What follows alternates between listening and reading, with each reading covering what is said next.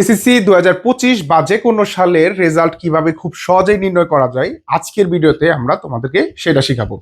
এর জন্য তোমাকে যে কাজটি করতে হবে, যে কোনো একটি ব্রাউজারে গুগল ক্রোম, মোজিলা ফায়ারফক্স যে কোনো একটি ব্রাউজারে তোমাকে ঢুকতে হবে এবং এখানে ঢুকে যে কাজটা করবা, যেহেতু রেজাল্ট যখন দেয় তখন হচ্ছে কিন্তু সার্ভার ডাউন থাকে বা অনেক রিলোড নেয় বা ইরর আসে। তো সেক্ষেত্রে তোমাদের সবচেয়ে সহজ উপায়টা হচ্ছে আইপি অ্যাড্রেস দিয়ে ওয়েবসাইটে অ্যাক্সেস করা। আইপি অ্যাড্রেসটা কি? একটা নির্দিষ্ট নাম্বার, যে নাম্বার দিলে তুমি একটা নির্দিষ্ট ওয়েবসাইট অন করবা।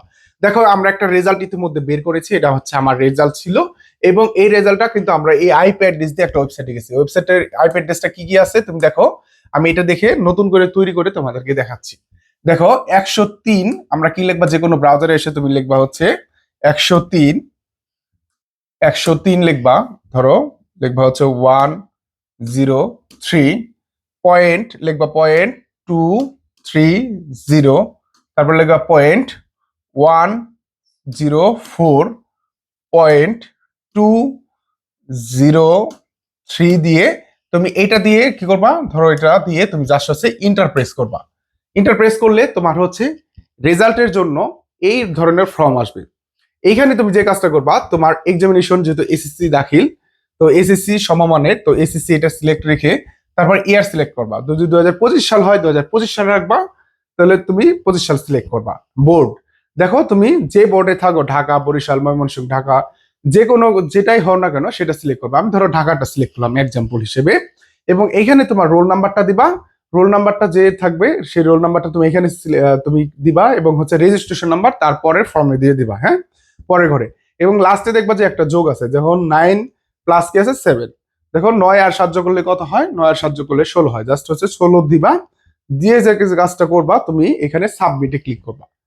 যদি সার্ভারে হচ্ছে তোমার রেজাল্ট আপলোড হয়ে থাকে এবং যখন হবে তখন হচ্ছে তুমি জাস্ট হচ্ছে সাবমিটে ক্লিক করলে তুমি রেজাল্টটা দেখতে পারবা। এক্সাম্পল হিসেবে আমার রেজাল্টটা তোমাদেরকে আমি একটু দেখাই। দেখো আমি এসএসসি পরীক্ষা দিয়েছিলাম 2013 সালে এবং আমার বোর্ড ছিল ঢাকা, এর জন্য ঢাকা সিলেক্ট থাকবে।